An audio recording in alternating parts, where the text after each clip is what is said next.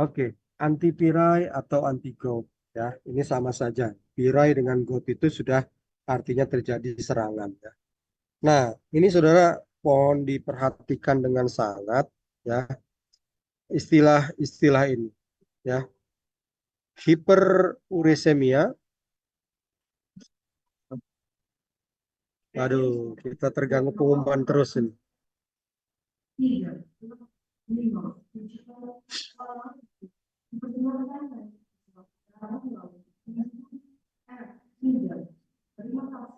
Jadi istilah GOT atau pirai ini adalah penyakit metabolik. Nah, saudara-saudara, waktu yang rematik adalah penyakit imunologik, sementara GOT adalah metabolik. Berarti terkait dengan proses mekanisme di dalam metabolisme di dalam tubuh. Nah, tandanya kalau eh,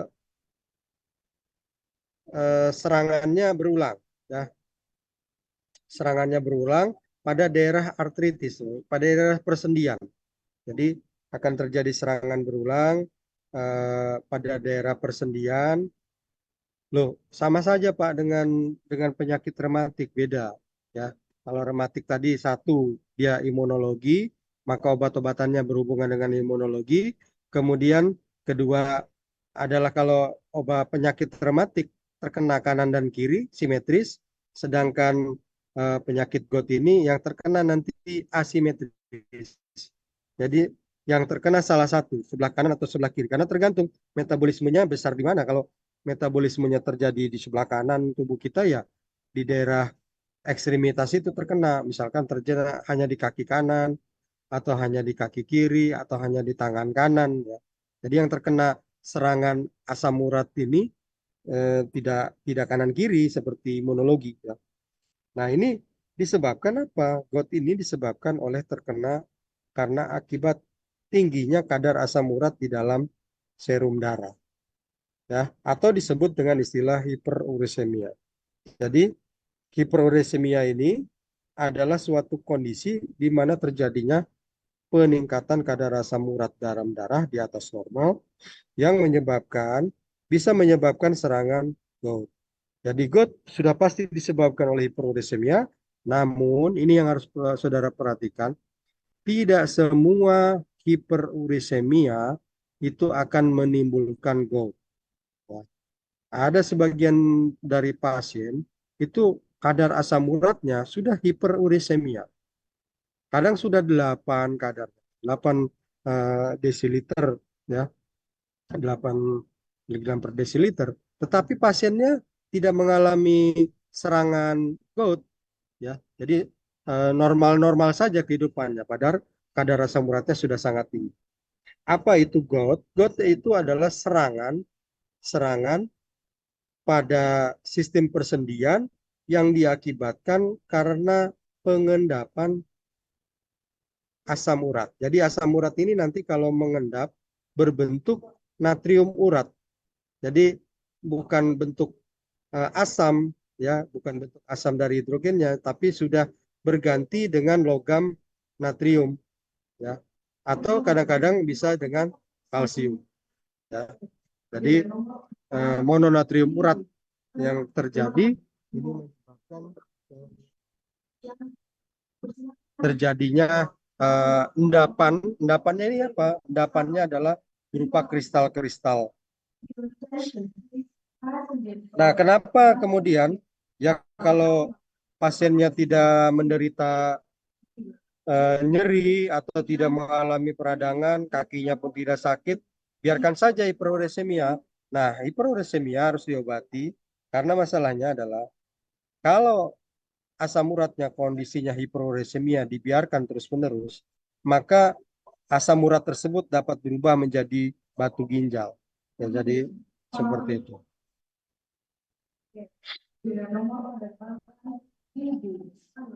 Nah, ini proses metabolisme dari purin ya. Jadi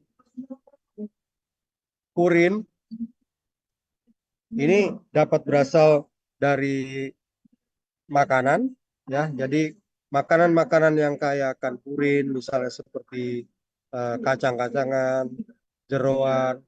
Ini adalah makanan kayak purin. Purin juga bisa berasal dari internal tubuh kita. Bagian mana yang banyak purinnya? Contohnya pada RNA, DNA, ya itu banyak protein purinnya.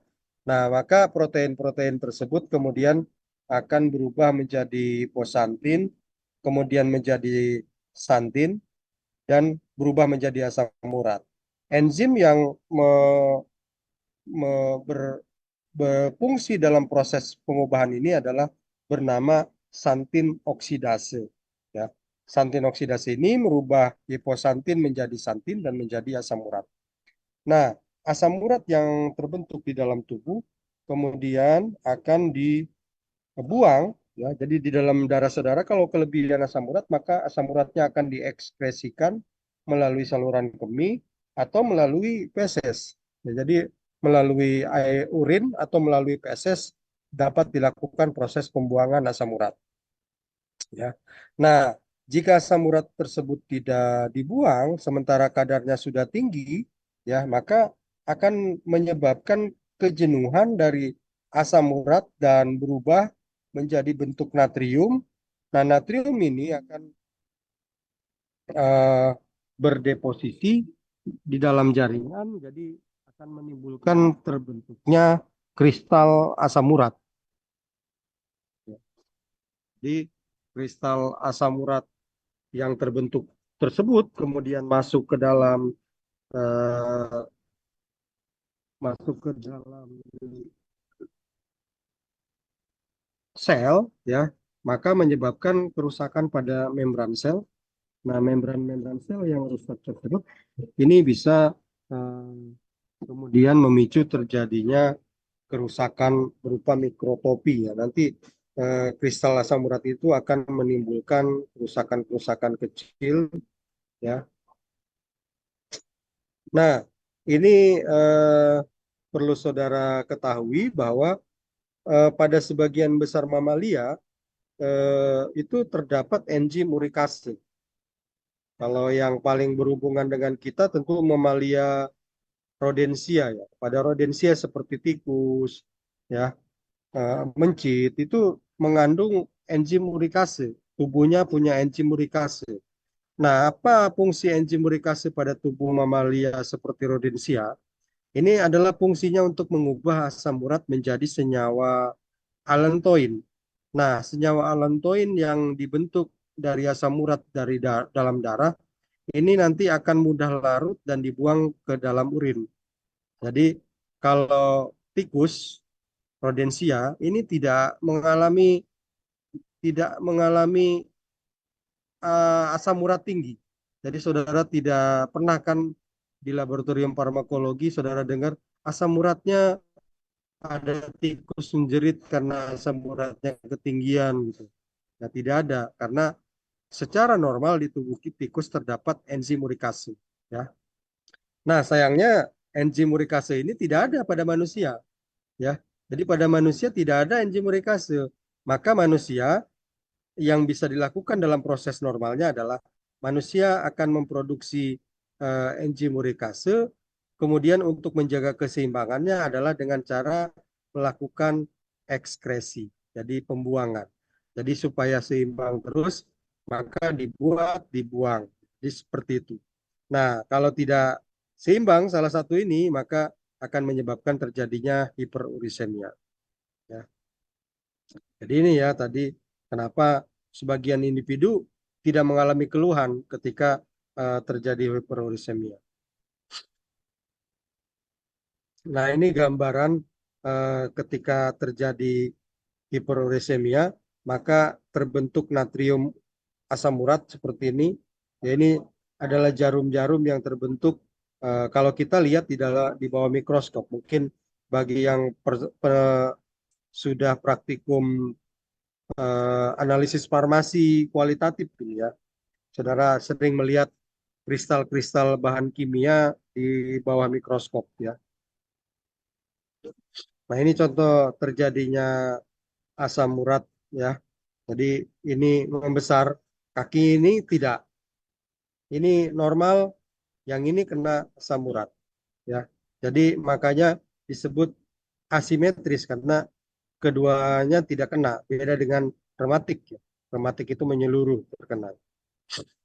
Nah, hiperurisemia ya, ini hiperurisemia, ini eh, timbangan bisa dikarenakan overproduksi, jadi produksi asam uratnya naik. Entah substratnya meningkat sehingga kemudian terjadi peningkatan produksi asam urat ya, atau terjadi penurunan ekskresi. Jadi asam uratnya normal produksinya, tetapi pembuangannya yang menurun sehingga terjadi eh, hiperuremia. Nah, kasus yang paling tinggi adalah terjadinya penurunan ekskresi asam urat sampai di atas 90%. Sedangkan kasus terjadinya overproduksi ini sangat jarang, hanya 10% pasien. Ini tadi terapi GOT ini tentu diarahkan untuk meredakan serangan, cegah kekambuhan. Nah, jadi begini ya, eh, hiperurisemia ini ya tanda panahnya begini, bisa menyebabkan GOT ya, serangan GOT ini GOT ini kalau bahasa kita ya serangan asam urat lah ya. Nanti kalau eh, punya keluarga atau saudara yang biasanya paling tinggi ya setelah 40 tahunan ke atas, ini mungkin saudara sering tahu ada yang terkena asam urat ya.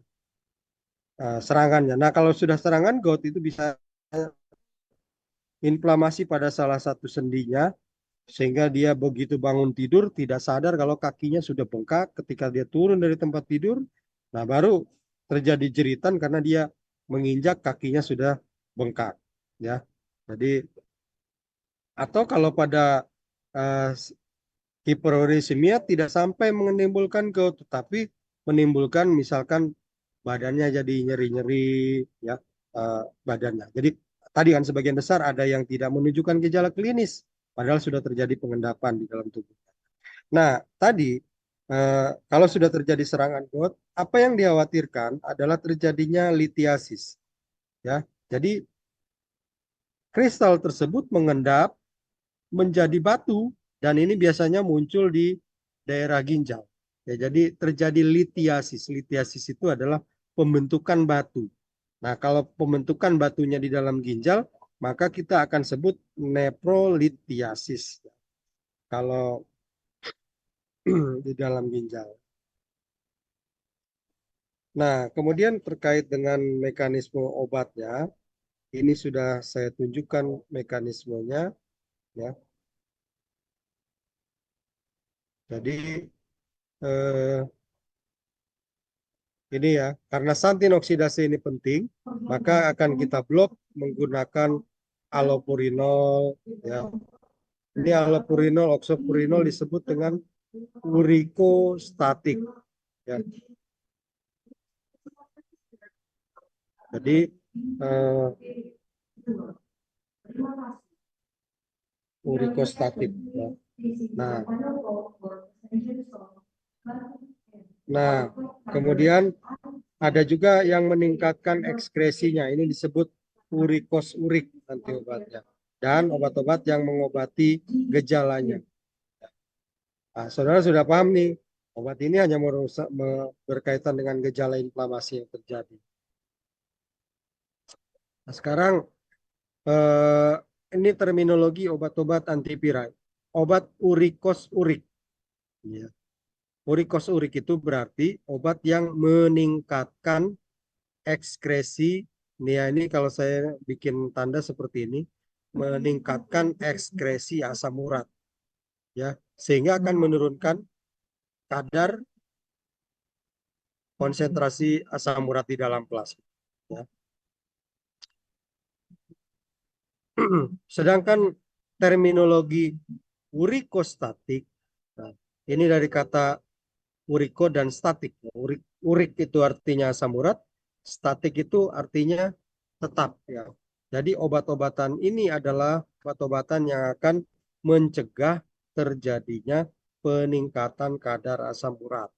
Bagaimana caranya? Caranya adalah dengan menghambat secara selektif pembentukan asam urat. Sedangkan NSAID saudara sudah paham, arahnya adalah untuk menurunkan gejala. Di NSAID saudara akan kita gunakan mekanismenya sebagai penghambat sintesis prostaglandin, ya.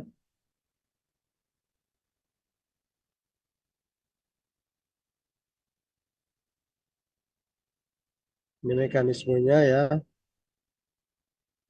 Urikos urik. Urikos urik itu obat yang meningkatkan pengeluaran atau ekskresi dari asam urat. Ya. Contoh obatnya adalah probenesid, sulfinvirazon. Ya. Probenesid, sulfinvirazon. Nah, obat-obatan ini digunakan untuk mengurangi simpanan asam urat di dalam tubuh.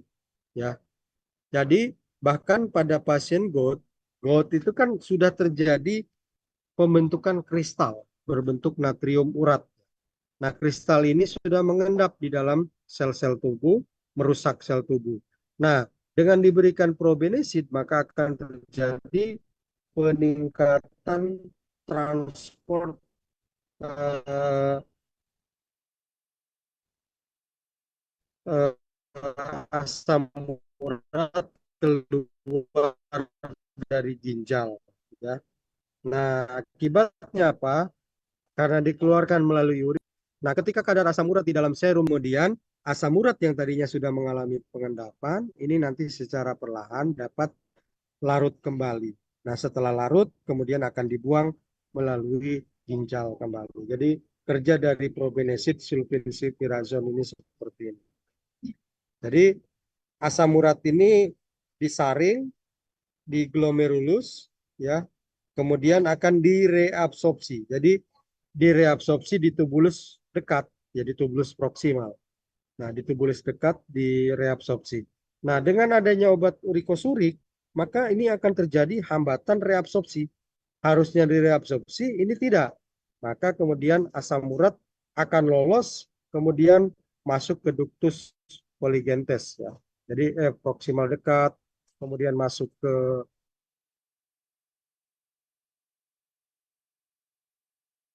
uh, loop, ya, kemudian uh, naik dia ke ascendent, kemudian masuk ke buli distal, kemudian ductus colligentes, ya, kemudian masuk ke saluran kemih, ya.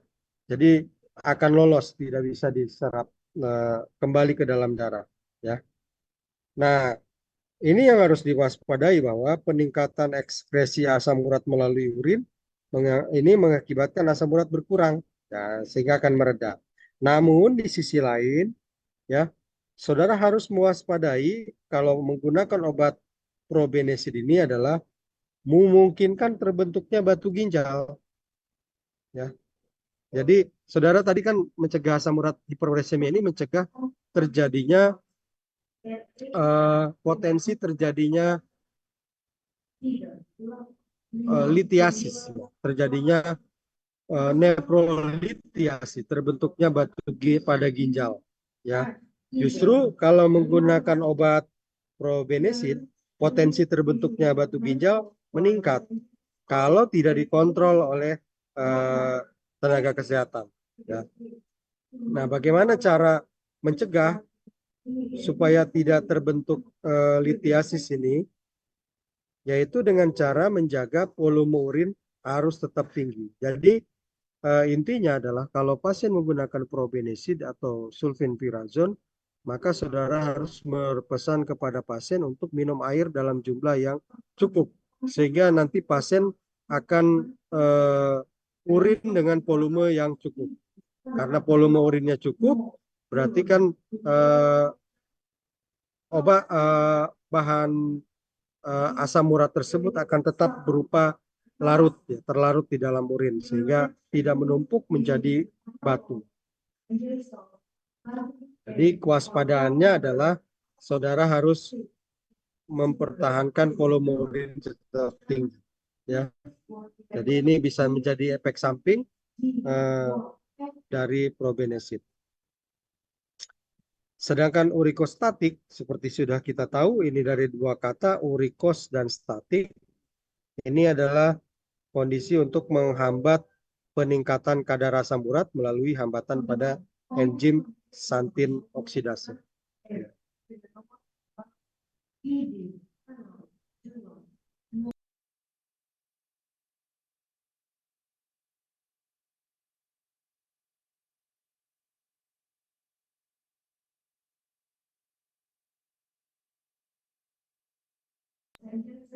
Nah, obat-obatannya allopurinol, ya, oxipurinol, febuxostat. Nah, ini juga obat laris seperti kacang goreng lah, ya. Jadi saudara-saudara harus tahu ini obat allopurinol ini karena ini sangat sangat sering sekali pasien meminta ini.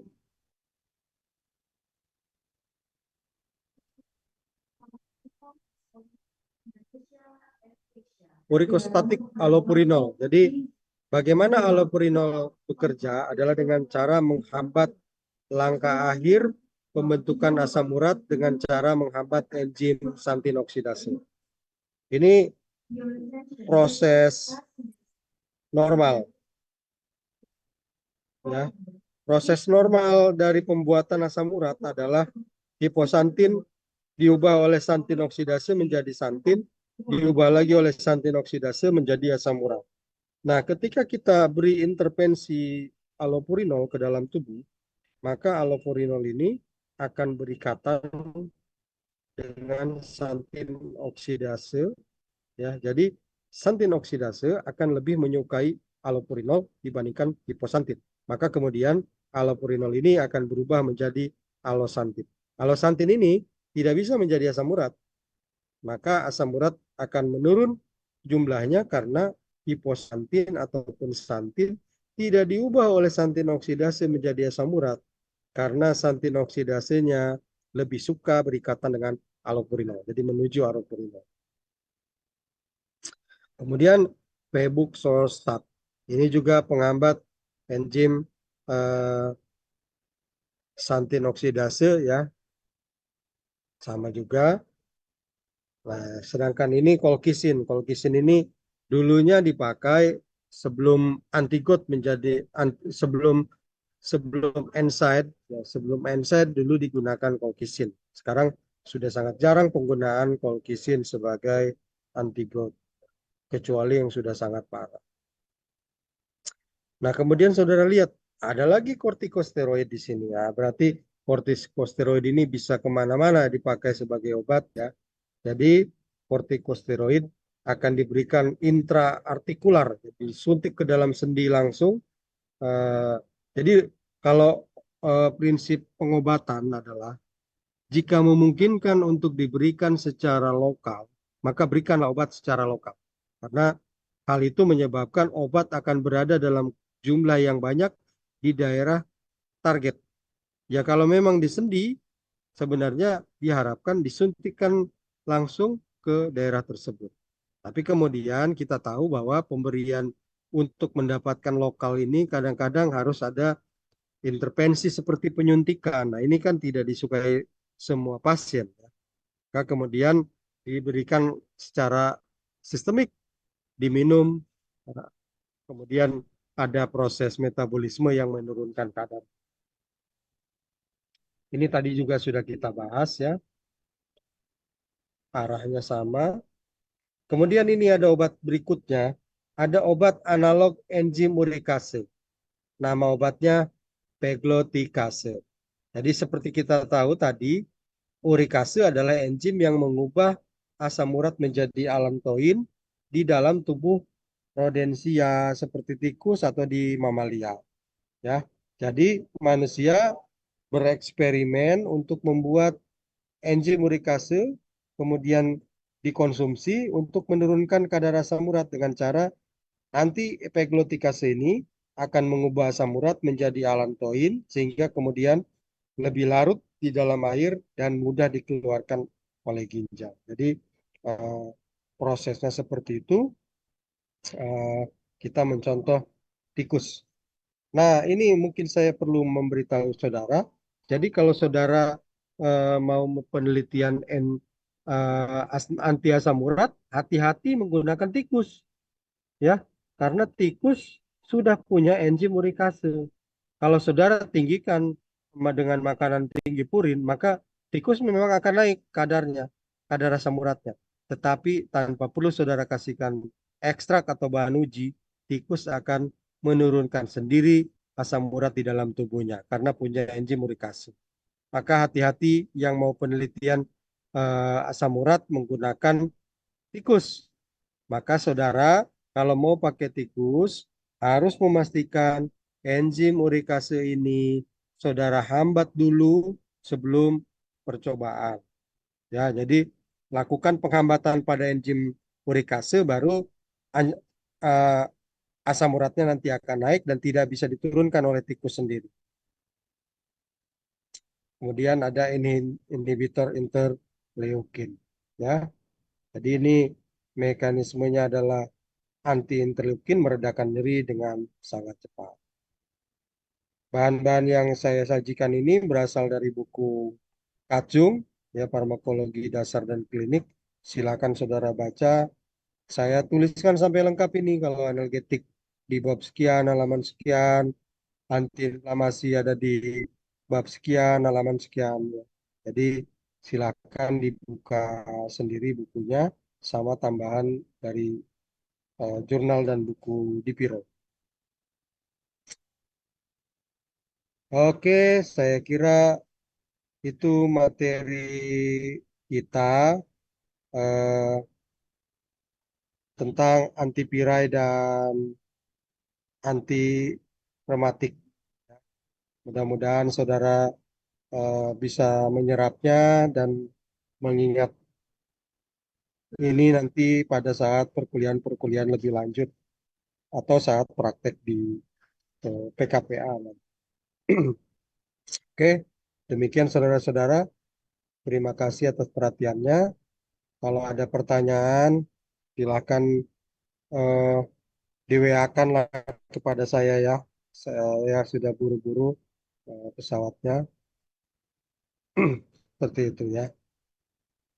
Oke, terima kasih. Eh, Absensinya sudah saya siapkan. Nanti saya akan bikin absensinya ya. Terima kasih saudara-saudara atas perhatiannya. Saya ucapkan Assalamualaikum warahmatullahi wabarakatuh. Waalaikumsalam warahmatullahi wabarakatuh. Makasih, Pak. Waalaikumsalam, terima kasih banyak, Pak. Nanti Komting koordinasi kapan mau dilakukan kuis ya. Kalau bisa serentak 4 Komting, Komting ABC dan Komting kelas tambahan bersama-sama empat di antara kalian netapin satu hari ya. Harinya bisa hari Sabtu pun boleh. Yang penting harinya serentak gitu untuk kegiatan kuis materi pertemuan saya ya 1, 2, dan 3 kuis. Tapi kuis ini final final lah ya. Final untuk materi saya karena tidak akan ada di UTS nantinya. Oke, silakan saya tunggu kabarnya rembukan antara A, B, C, D, dan T. A, B, C, dan T. Terima kasih. Assalamualaikum warahmatullahi wabarakatuh.